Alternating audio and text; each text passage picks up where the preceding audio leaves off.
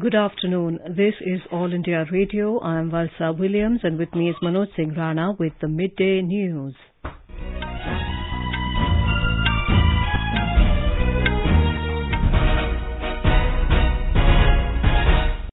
The headlines. 8 persons die in a flash flood in Jalpaiguri district of West Bengal. Prime Minister Narendra Modi expresses grief and announces 2 lakh rupees ex gratia for bereaved families. A team of experts from High Altitude Warfare School joins operation to rescue 29 mountaineers trapped in avalanche in Uttarakhand.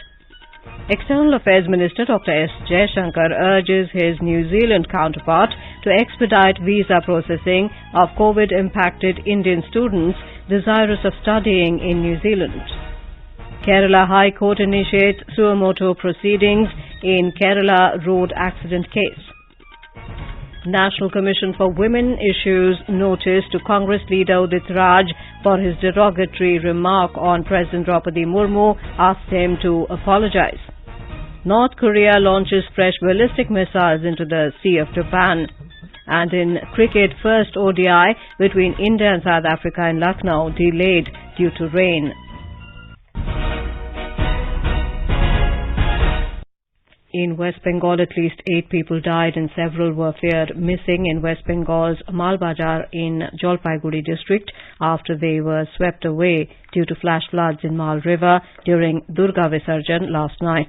Officials said today the death toll was likely to rise as several people are still reported missing. About 15 are injured, 10 are undergoing treatment in hospital. According to sources, the incident took place around 8:30 p.m. as several people entered Mal River to take part in the Durga idol immersions. The sudden rise in the water level caught them unawares and several people were swept away. A few who took shelter on a raised, grassy area in the middle of the river were rescued. Eyewitnesses alleged that there was no rescue team at the spot at the time of the incident.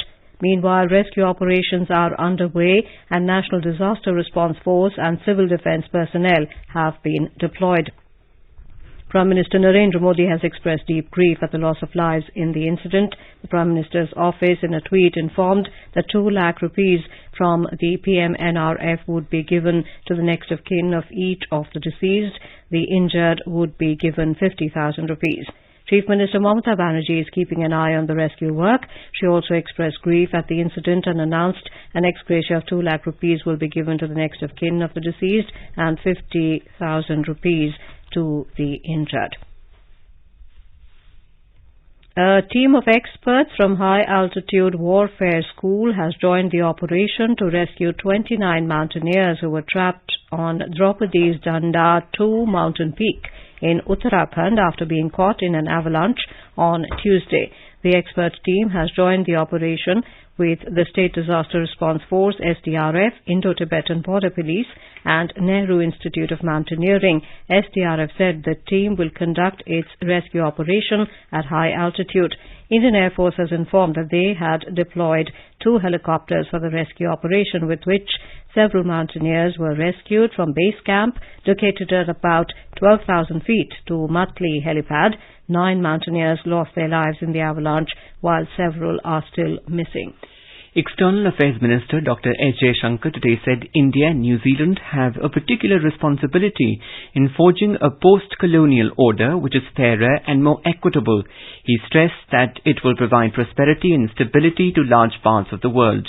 Speaking at a joint press interaction with the Foreign Minister of New Zealand in Auckland, Dr. Jaishankar said both countries should play to each other's strengths, which specifically meant business, education, technology, digital world, agricultural trade, talent, and most of all, people-to-people connect. The External Affairs Minister also took up the issue of Indian students impacted by COVID measures. He urged expeditious visa processing of those desirous of studying in New Zealand now. Dr. Jaishankar will participate in an event along with Prime Minister Jacinda Ardern to felicitate members of the Indian community in New Zealand later in the day for their exceptional achievements and contributions. Both leaders will release India at 75 postage stamps to commemorate and showcase Azadi Ka Amrit Mahotsav in New Zealand. He will launch the book Modi at 20, Dreams Meet Delivery, A book showcasing Prime Minister Narendra Modi's special bond with the Sikh community, Heartfelt, The Legacy of Faith, will also be released. India has rescued around 45 of its nationals trapped in fake job rackets in Myanmar. External Affairs Ministry spokesperson Arindam Bagchi gave the information in a tweet. Out of the rescued, 13 Indian citizens reached Tamil Nadu yesterday. Mr. Bagchi said some more Indians have been rescued from their fake employers and are in custody of Myanmar authorities. He informed that legal formalities have been initiated for their return. Sharing his plight, one of the rescued persons said that he was selected in an interview in Dubai this year by a Thailand firm. He said he, along with others, was forcibly taken to Myanmar by road from Bangkok. They were forced to work for nameless companies by the armed gangs. The Kerala High Court today initiated suo motu proceedings in the wake of the tragic bus accident that took place at Vadakancheri in Palakkad district last night. A division bench comprising Justices Anil K. Narendran and P.J. Ajit Kumar asked the police and the Motor Vehicles Department to file reports in connection with the accident. The bench questioned how banned flashlights and blaring music systems were allowed in the tourist bus, which met with the accident. 9 persons, including 5 school children and a teacher, were killed when a tourist bus carrying school children from Ernakulam bound for Ooty rammed into a Kerala State Road Transport Corporation bus and overturned. 3 others who were killed in the mishap were passengers of the KSRTC bus. About 60 others were injured in the mishap. Meanwhile, the bodies of the school children and the teacher are being taken to Ernakulam after post-mortem. President Draupadi Murmu has expressed grief over the loss of lives in the accident. In a tweet, Ms. Murmu termed the incident as a heart-wrenching tragedy where the precious lives of school children and others were lost. She wished those injured to recover at the earliest. The BJP today criticized the Congress following its leader Udit Raj's objectionable tweet on President Draupadi Murmu. Party spokesperson Sambit Patra said words used for the president by the Congress leader are unfortunate. He said it is not the first time Congress leaders used such words. Mr. Patra said this reflects their anti-tribal mindset.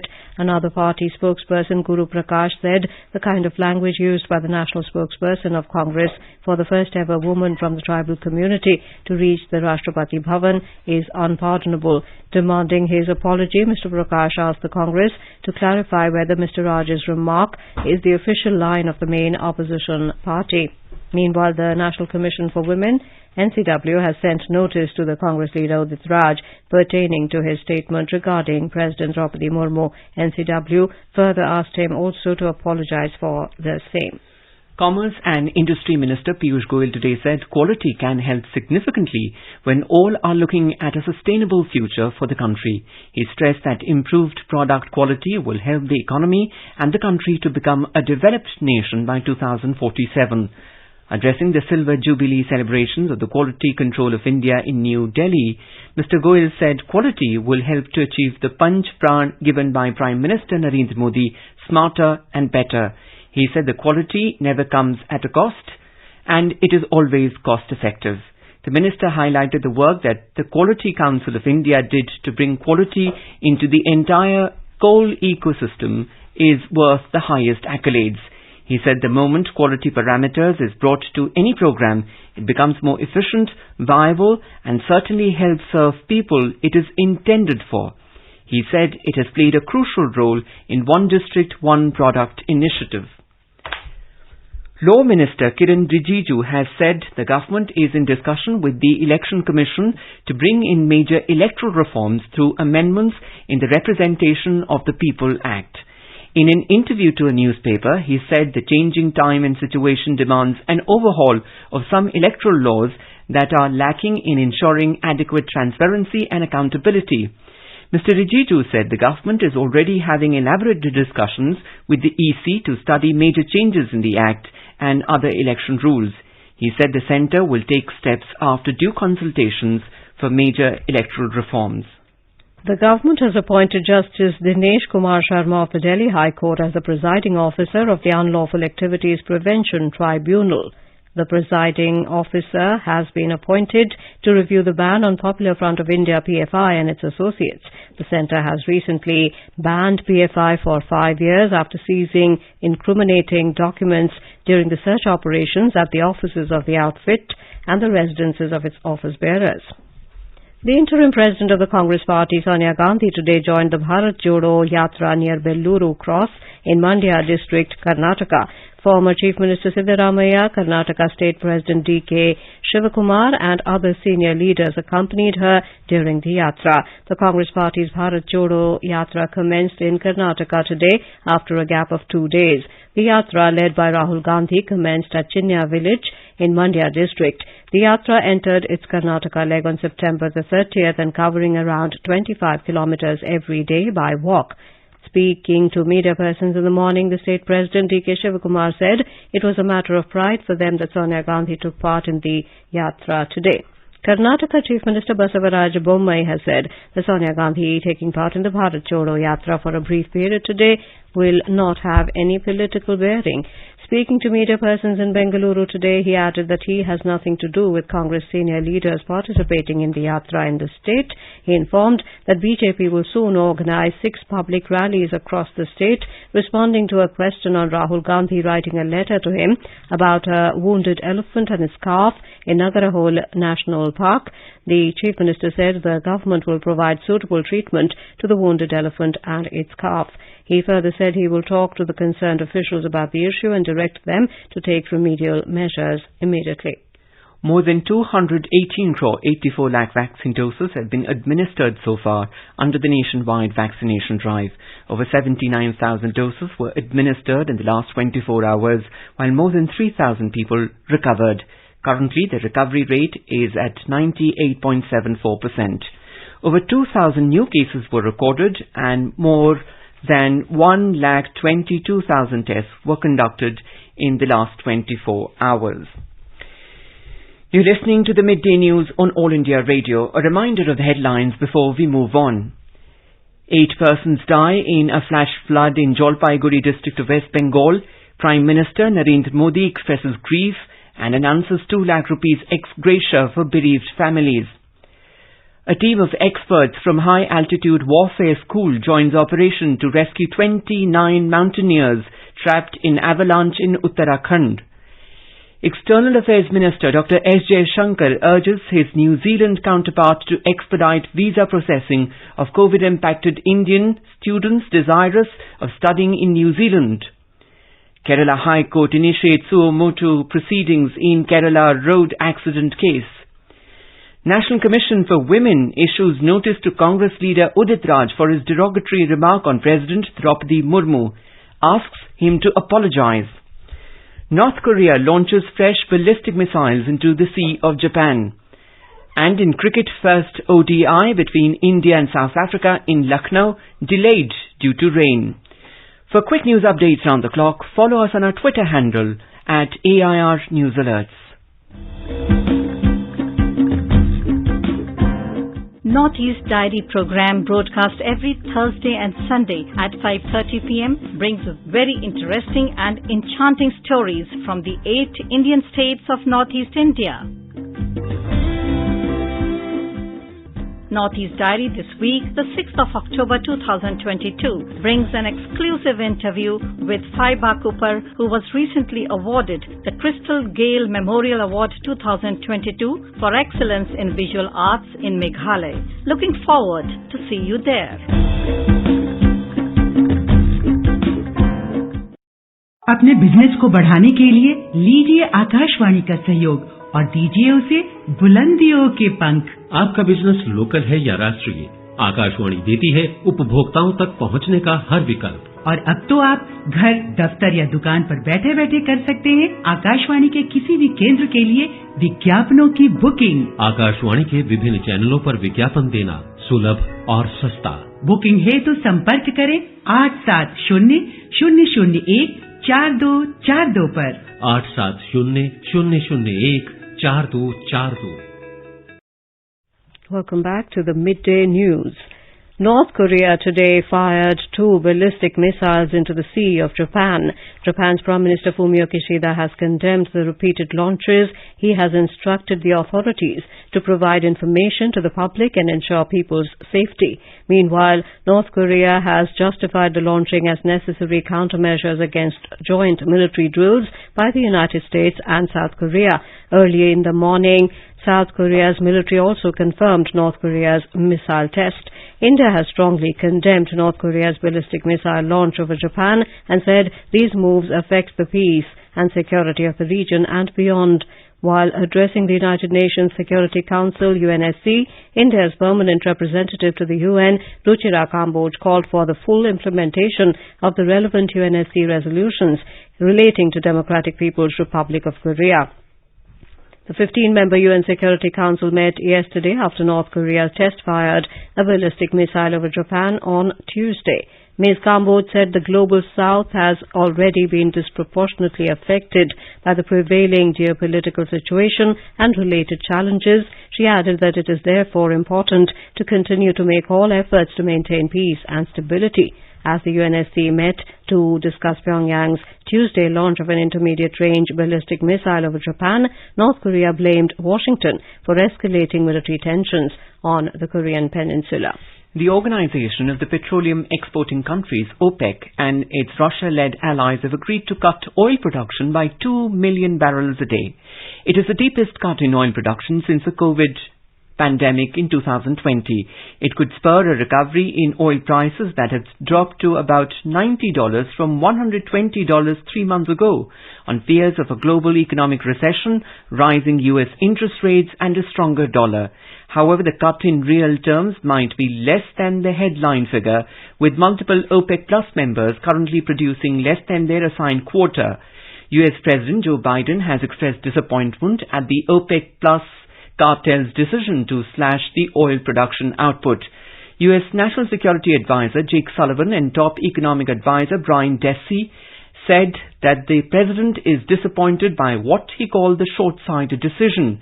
They said the supply cut will hit countries already reeling from high prices, while the global economy is dealing with the continued negative impact of Russia's attack on Ukraine. The European Union has given its final approval to a new round of sanctions on Russia over its war against Ukraine. European Commission President Ursula von der Leyen said she welcomes the member states' agreement on the 8th sanctions package. She added that they would never accept Russia's sham referenda nor any kind of annexation in Ukraine. The agreement is to be formalized by today if no EU country raises last-minute objections, as the sanctions require unanimous backing of all the bloc's 27 members.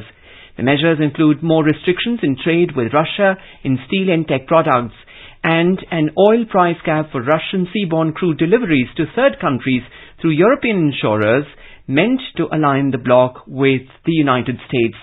In addition, the sanctions will target more individuals at the Russian Defense Ministry, people involved in Moscow's ad hoc annexation votes in occupied eastern Ukraine, and those participating in bypassing sanctions. The Nobel Prize in Literature will be announced today. The Nobel Prize in Chemistry was jointly awarded to Caroline Bertuzzi, Morton Meldal and Barry Sharpless for their work on snipping molecules together, known as click chemistry. Click chemistry is about linking together molecules like those in living cells. Their work is used to explore cells and track biological processes and can be applied in cancer treatment drugs. The Nobel Peace Prize will be announced tomorrow. Over the past 75 years since independence, India's largest public service broadcaster, All India Radio, has been the proverbial storyteller for crores of people across the country. All India Radio is celebrating 75 years of freedom with a series, Azad Bharat Ki Baat, Akashvani Ke Saath. It showcases the journey of India since independence in various walks of life through the storytelling of All India Radio. In today's episode, we bring you the story of cinema, journey of Hindi films in India.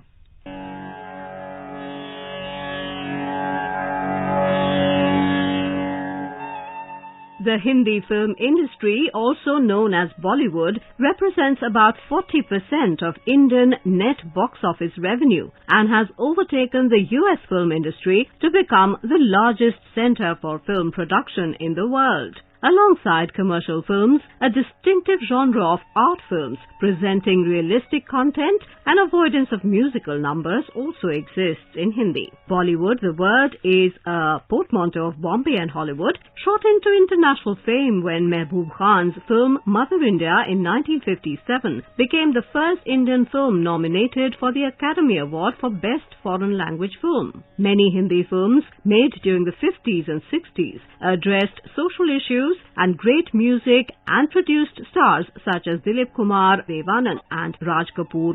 मेरा जूता है जापानी ये पतलून इंग्लिस्तानी sir पे लाल टोपी रूटी फिर भी दिल है हिंदुस्तानी मेरा जूता है. Films like Mughal-e-Azam, Avara, Sangam, Ganga Jamuna, Pyasa, Aradhana, Bobby, Anand and Sholay went on to become huge pan-Indian hits. कितने आदमी थे?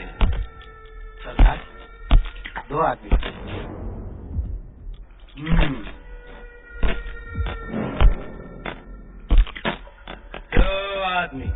Superstars like Rajesh Khanna and Amitabh Bachchan ruled the box office during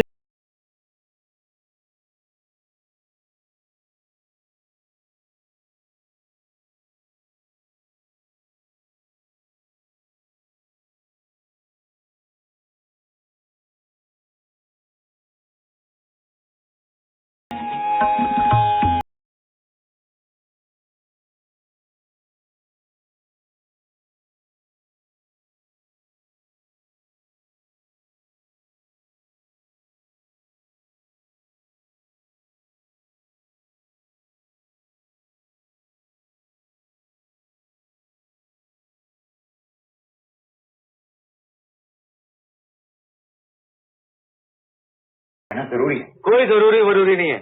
अगर जिंदा रहना जरूरी है तो आदमी जहाँ हंसकर जिंदा रहे वही रहना चाहिए. Leading ladies like Madhubala, Nargis, Vaijayantimala, Meena Kumari, Hema Malini and Sridevi too had their share of immense popularity. Great filmmakers like K. Asif, B.R. Chopra, Raj Kapoor, Gurudutt, Rishikesh Mukherjee, Basu Chatterjee, Yash Chopra, Manmohan Desai, Subhash Ghai, Meera Nair and Ashutosh Gowarikar took Hindi cinema to international levels.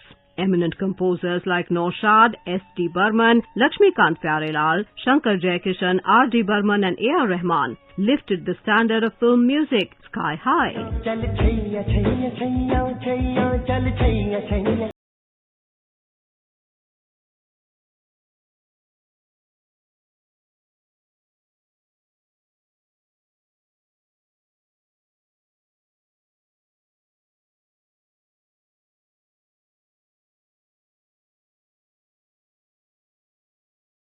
The 3 Indian films that have been officially nominated in the Best Foreign Film category for the Oscar Award, Mother India, Salaam Bombay and Lagan, were made in Hindi. All India Radio too played its part by promoting film music in a great way. In tomorrow's episode, we will tell the story of the second biggest film industry of India, the Telugu films.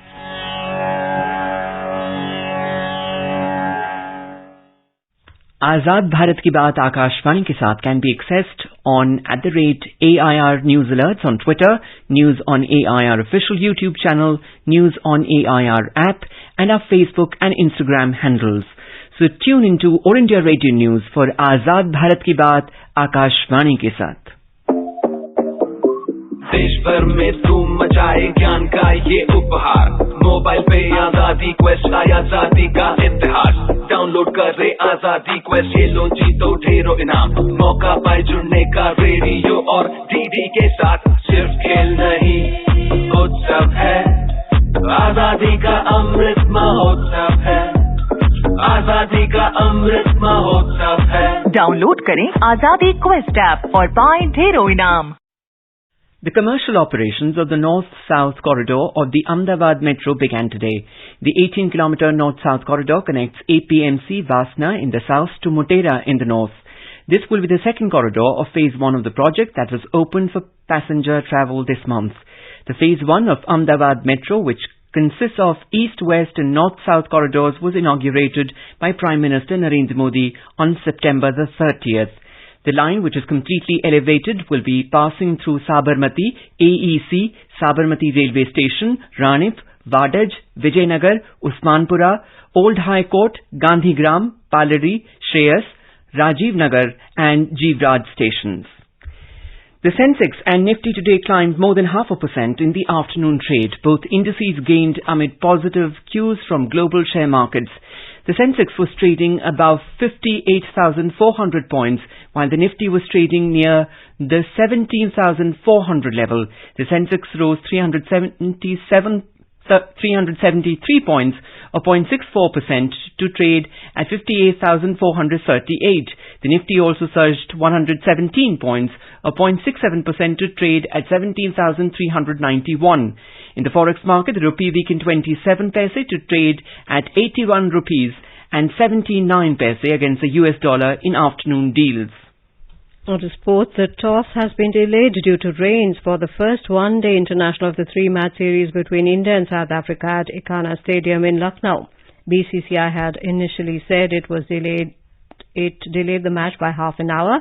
However, there has been a further delay as the showers intensified in the city. The other two matches will be played in Ranchi and Delhi on the 9th and 11th of October, respectively. Having won the T20I series, India will be keen to carry forward their form in the ODI format. In the ODIs, Team India will be led by Shikhar Dhawan. The T20 World Cup 2022 bound Indian team left for Australia today. The team will play two warm-up games against New Zealand and hosts Australia before taking on Pakistan in the opening match on the 23rd of October. The Board of Control for Cricket in India, BCCI, shared a photograph of the entire squad, including all the players and head coach Rahul Dravid, on their official Twitter. Earlier, the BCCI had picked the 15-man squad on September the 12th, where Rohit Sharma was named captain, with KL Rahul being the vice-captain. The selection was expected online with Rohit, Virat Kohli, Rahul, Suryakumar Yadav, Deepak Hooda named as specialist batters. Hardik Pandya and Akshar Patel are the two all-rounders in the squad. At the 36th National Games, Akarshi Kashyap defeated Malvika Bansod and won the gold in women's singles badminton this morning. In archery, women's individual bronze medal match, Miss Simranjeet Kaur won the bronze medal for Punjab in recurve round. In the medals tally, services continue to dominate with 89 medals, including 40 gold, 25 silver and 24 bronze, followed by Haryana with 66 medals, including 25 gold, 22 silver and 19 bronze.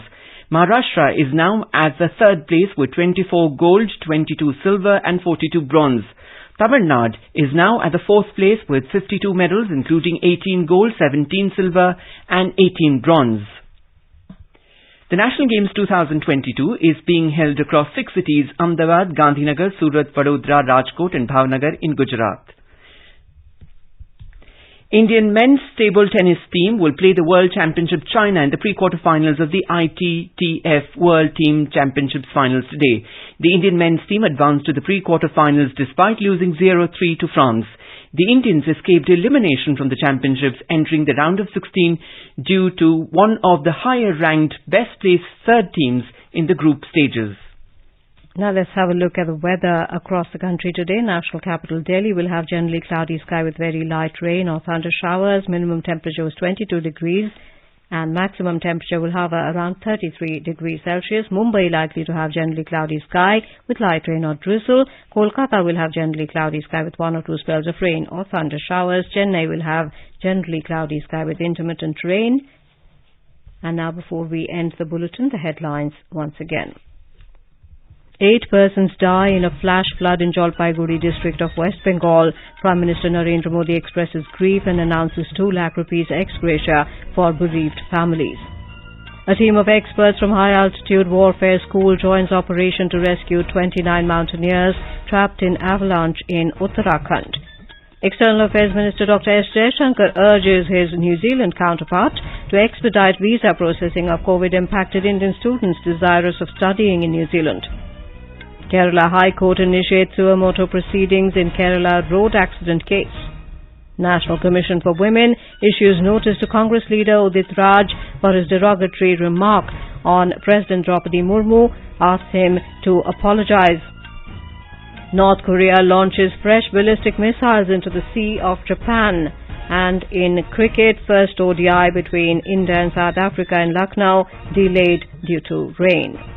And with that, we end the midday news.